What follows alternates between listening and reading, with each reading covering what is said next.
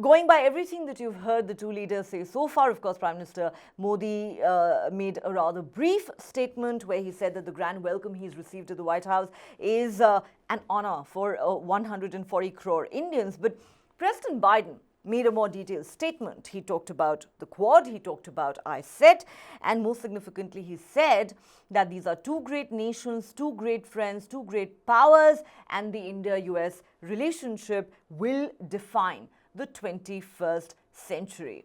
How significant and how historic do you believe this visit is?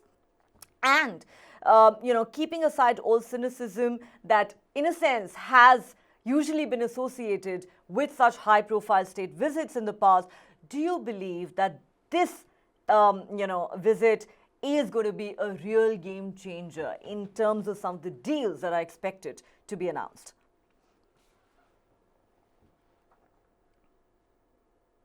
Absolutely. I believe this is a very significant visit and will be a game changer in many ways.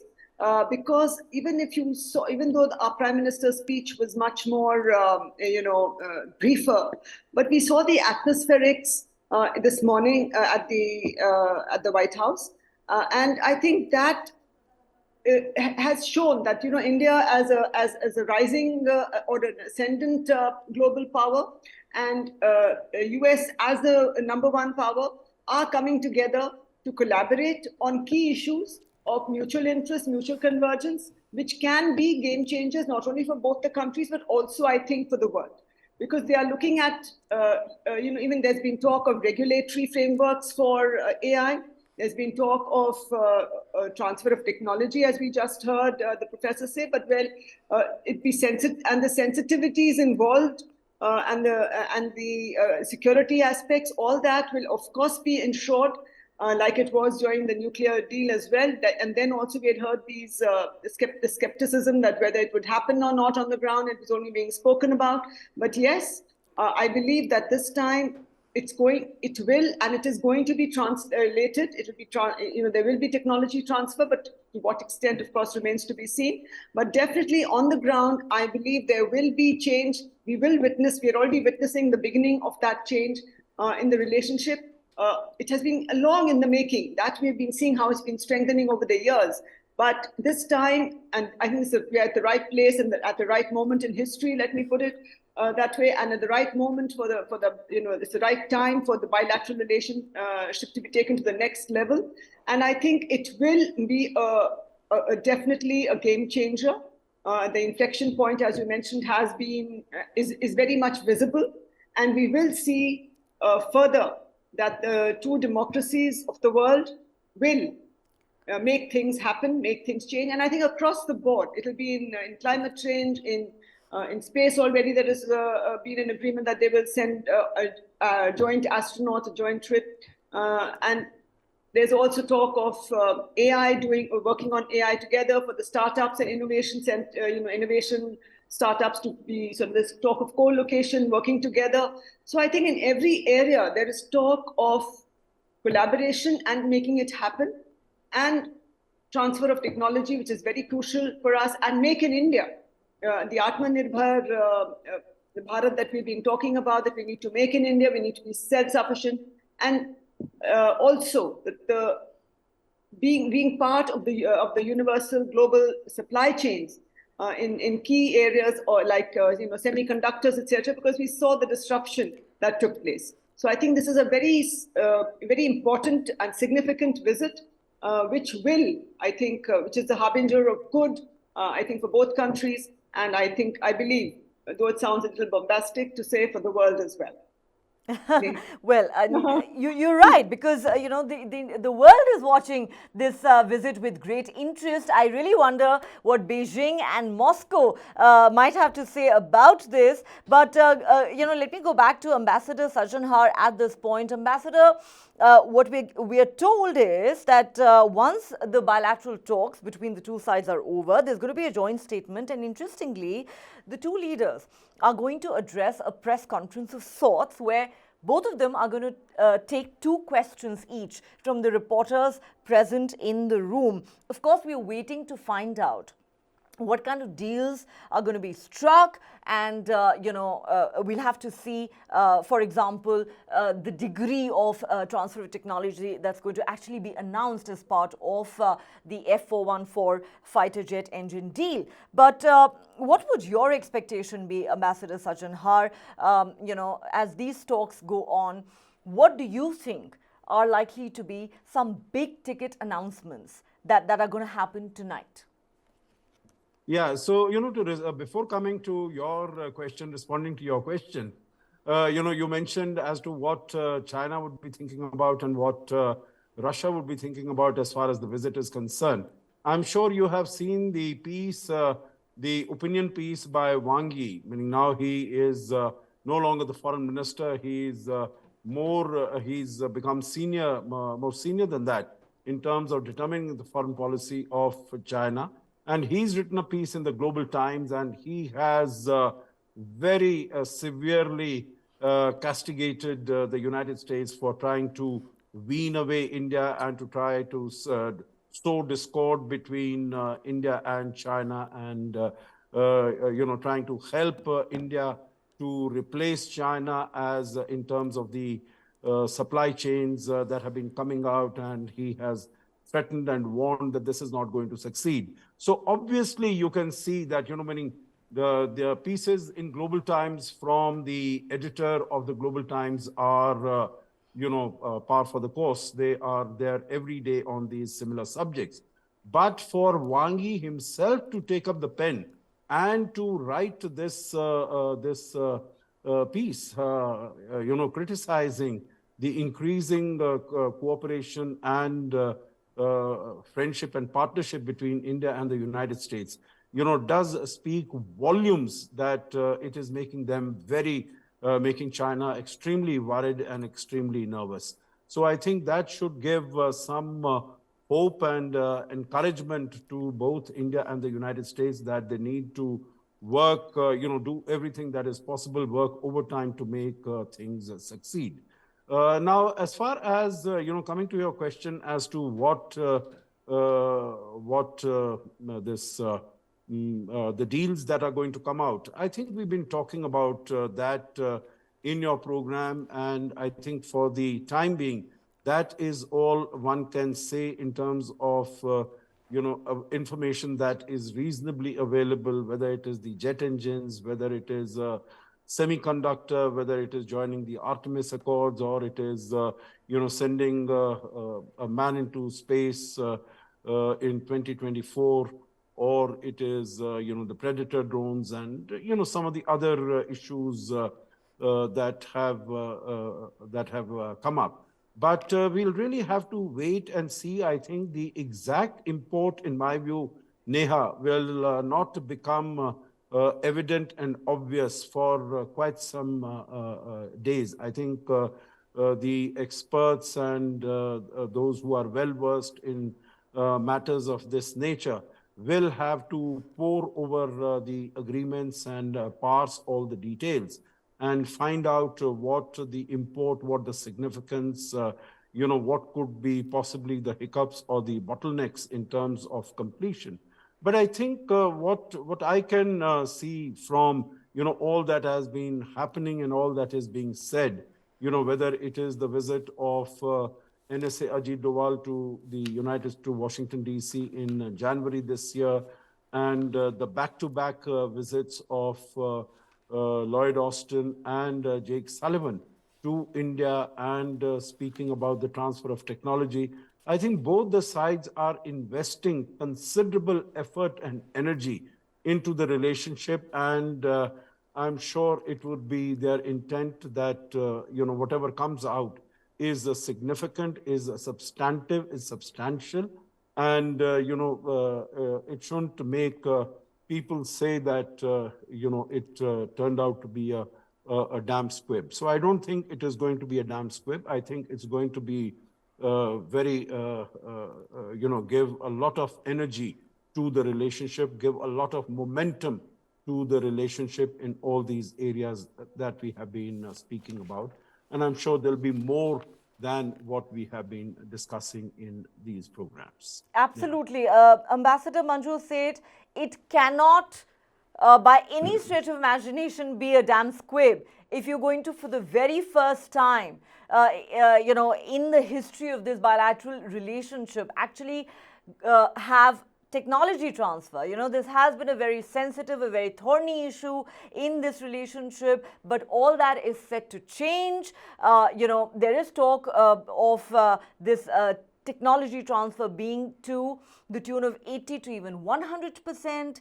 This is going to be game changing for India's armed forces, for its defense capabilities, and therefore for the India-US relationship. Many believe that the fact that the US has never been willing to do it before with any non-ally and is now doing it for India means that it obviously attaches a lot of significance to this bilateral relationship. Apart from that, of course, we're talking about the big Predator drone deal that is expected to be inked by the two sides, the semiconductor deal. The Prime Minister has already invited Micron, the chip maker company, to invest in India, set up a plant here. We are set to join the Artemis Accords. There is talk about, the visa issue. I wonder if you'd want to come in on that. These are some of the big ticket items that are on the agenda, and we are perhaps likely to see some big announcements being made by the two sides at the end of these talks. Absolutely, we will. As you mentioned, all these areas are definitely on the table, and there will be announcements made at the end of the visit. As far as the visa issue is concerned, I think there's also been a big backlog, and we have been raising it up with them especially for the H-1B visas, etc.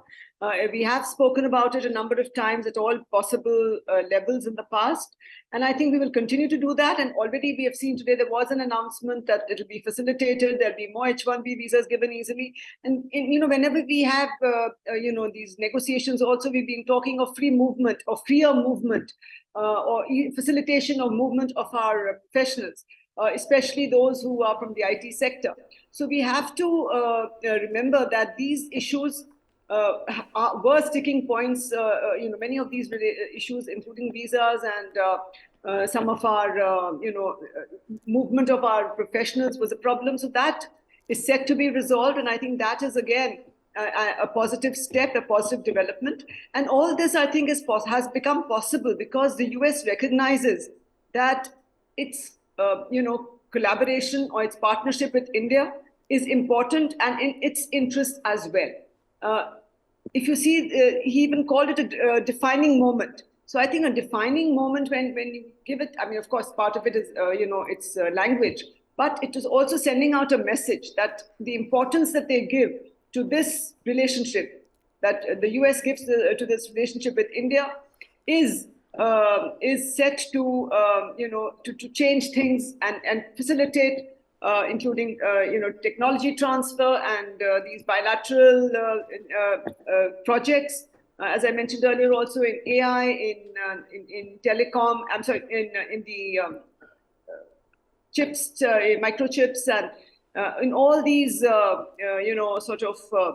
areas, there will be a change taking place. We will be seeing it, and for the positive, absolutely for the positive. And I think we need to remember that it is in both, in the interest of both the US and in the interest of India. Then only will this relationship, flourish. And that moment, I think, as I mentioned, is now. And defense cooperation, semiconductors, everything, space, everything is on the table. All aspects of the relationship, of technology, is on the table. And I think that is an important development and will be a game changer for the relationship. We're talking about some of the big ticket items that could end up dominating this state visit by Prime Minister Modi to the United States. We are talking about this $3.5 billion Predator drone deal. There is talk about how Micron is going to set up a semiconductor manufacturing plant in India. We're talking about how the visa issue is going to be addressed. India is going to join the Artemis Accords. And the biggest talking point clearly has been the deal between General Electric and Hindustan Aeronautics.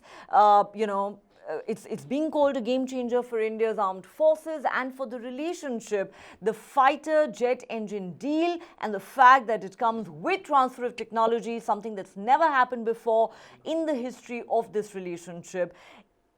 Do you believe that yes, this is indeed going to be a game changer and this is going to in fact redefine the India-US relationship? How do you see this visit, and how do you see the myriad deals that are on the cards? Hi, Neha. Thank you for having me on your show. Certainly, this is actually one of the most important visits that an Indian Prime Minister has made to the US. And Indian Prime Ministers have visited US with steady regularity. We've had big deals before, the nuclear deal, etc. But this is a different order. And as you said, the crown jewel of US of defense production, which is the jet engine deal. If we can see a steady transfer of technology, but just the very fact that that jet engines will be manufactured in India is a huge game changer. Because if you look at what are the implications of this deal of the GE414? If you look at the MOU between GE and HAL that was released today, you are looking at a fact that in about 10 years' time, about 75 to 80% of India's fighter aircraft will be powered by US engines, US jet engines. That is a huge shift. It's a massive shift. It's something that we would not have, when a few years ago, we would not have actually imagined that could have been achieved, but it has, and that is the big part of this deal. The Predator drones, they've been in negotiations for a while, but what they will do is increase our ability to on maritime domain awareness, as well as on the land domain awareness, especially on the Himalayas, on the Chinese border.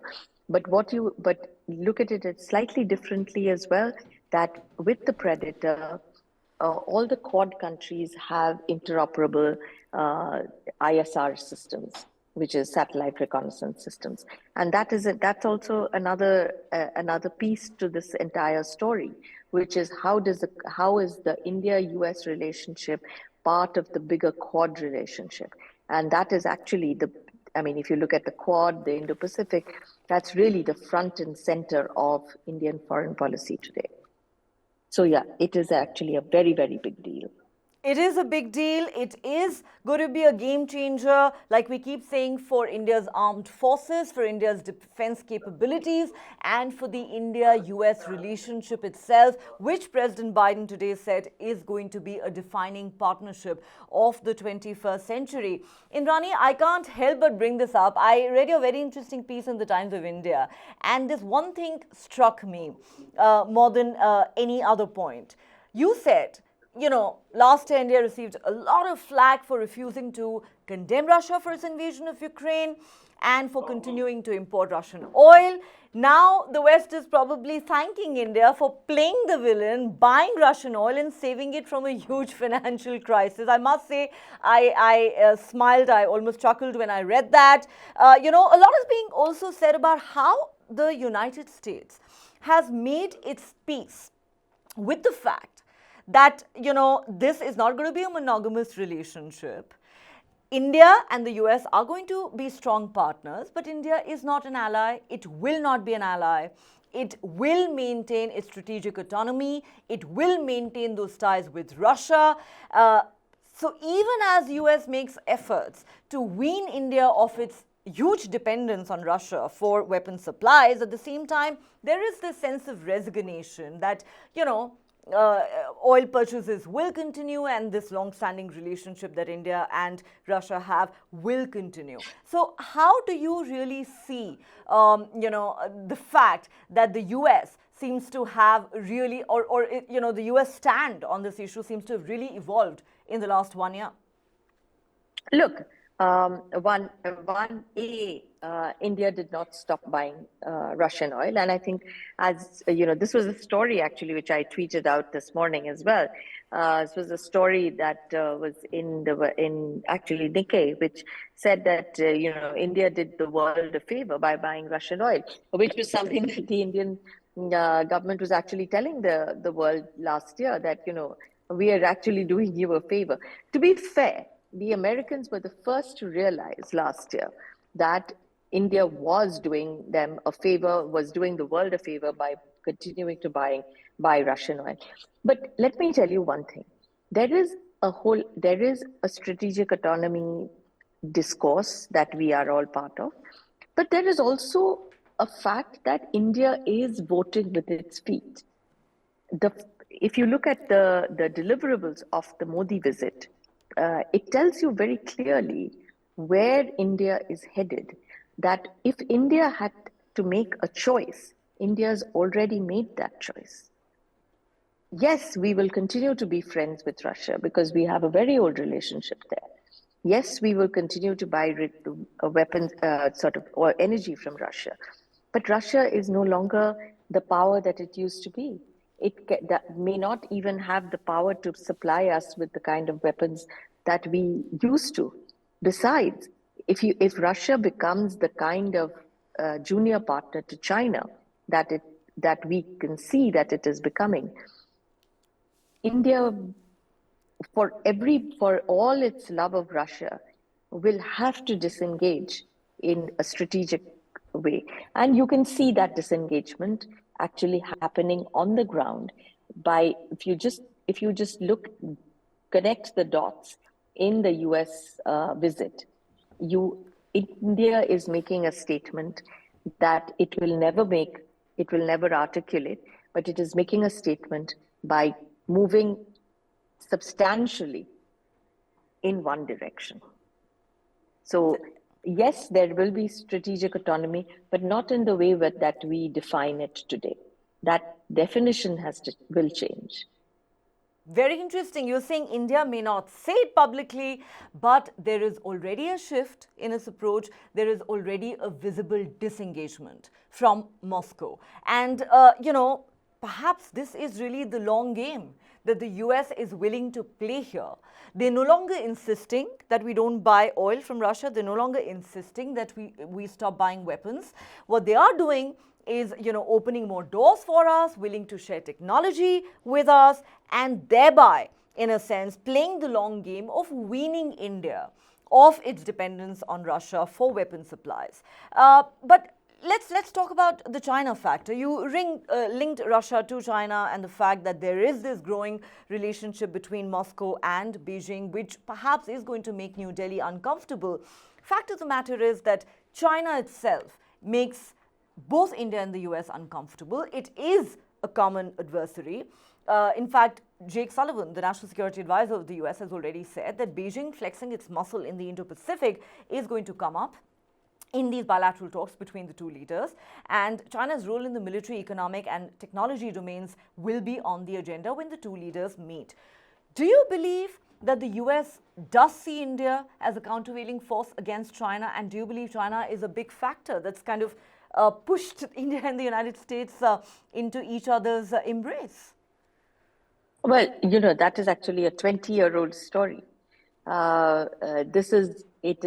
It was in the early years of the 21st century that India and the US both acknowledged that really the looming challenge, the strategic challenge, is China for both countries.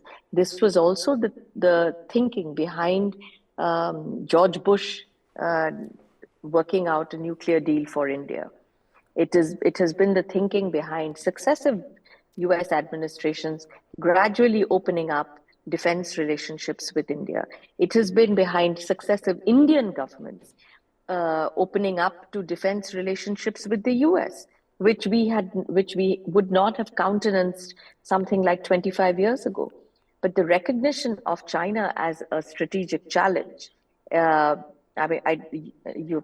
you probably do not remember, but when we tested nuclear weapons back in 98, Prime Minister Vajpayee had sent a letter to President Clinton describing China as the reason, one of the biggest reasons why we had to test nuclear weapons, because he described China as a strategic challenge, and that was back in 1998.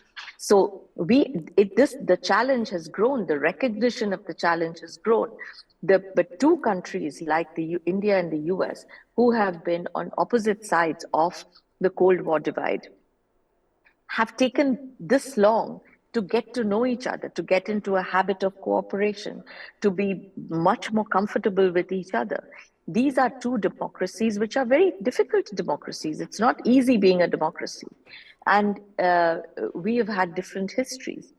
To be able to reconcile each with the other, that India will not be an ally, that America will not be the kind of friend that India may want it to be.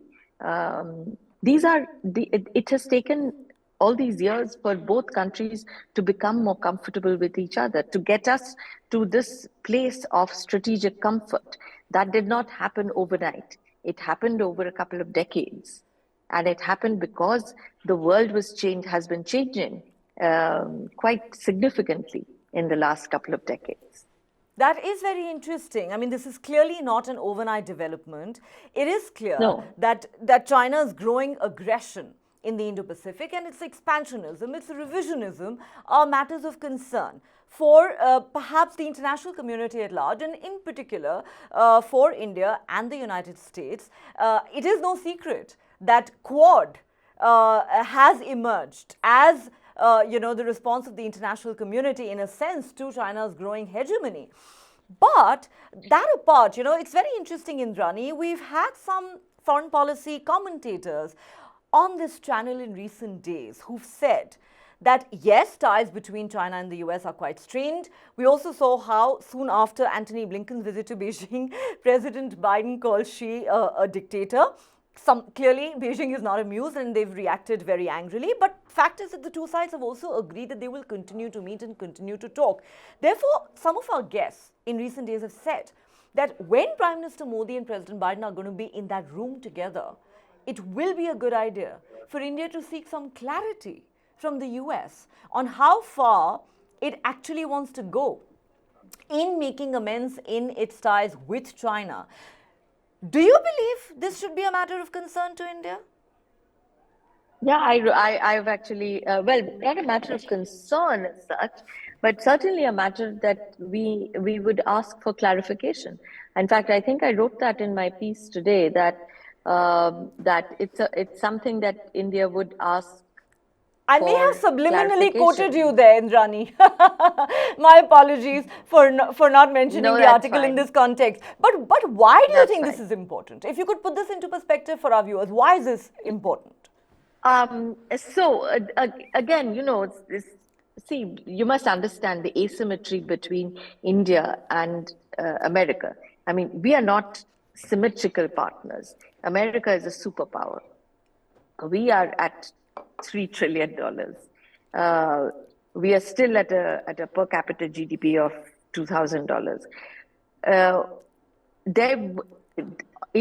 On two occasions, certainly in the last 24 years, US presidents have been making up with China to say that there is this thing called a G2. Let us be a G2, and we can both be sort of monitors of the world order. That makes India very apprehensive. It hasn't happened, and I personally don't think that it will happen. But that memory remains in the Indian system, and therefore, my view, I think the Indians will be asking for some clarity on that fact. That is interesting. Let's see what emerges from these bilateral talks. Final question, Indrani, before we let you go. Jake Sullivan has said that, yes, President Biden is going to take up with Prime Minister Modi the issue of quote-unquote democratic backsliding in India, But he added that Biden is not going to lecture Modi on the subject. This is an elephant in the room, isn't it? How do you think the two sides are likely to address it? Look, I don't think we have such a poor case at all. The core of democracy, and I've maintained this for a while, all democracies are imperfect. All democracies are flawed. I mean, America is the oldest democracy. We may be the largest democracy, but is a flawed democracy. So are we, and I think you will now find that recognition in the upper echelons of the U.S. system. This kind of a conversation, yes, and I think Prime Minister Modi should be able to explain where India comes from. Frankly, if you look at it in its core, what is democracy? The fact that you have free and fair elections, that you have a smooth transfer of power, that in the state wealth, where the state is concerned, and the state welfare, say the state welfare systems, you are not discriminating on the basis of religion. I think that's a pretty good set of values that we carry as democracies. As for what they have called democratic backsliding, which is the kind of the aggressive Hindu outlook and an aggressive Hindu approach to other communities in India, my personal sense is I think Prime Minister Modi will have a pretty good defense to offer. If you've seen, Foreign Minister Jaishankar has been fairly open and fairly comprehensive in his own explanations. Having said all of this, I don't think he will be able to convince everybody, but I don't think that's his intention. If we remain a stable, steady democracy, following the values that we come with, we will be fine. We are a nation of 1.4 billion people. We are a civilizational state. There will be the odd incident. There will be strains in a multicultural, multi-ethnic, multi-religious society. There will be strains. As long as we have a peaceful way of resolving those strains or resolving those problems, we'll be fine. You're quite right. Democracies are works in progress after all. There is no perfect model. The United States is not a perfect democracy, neither is India.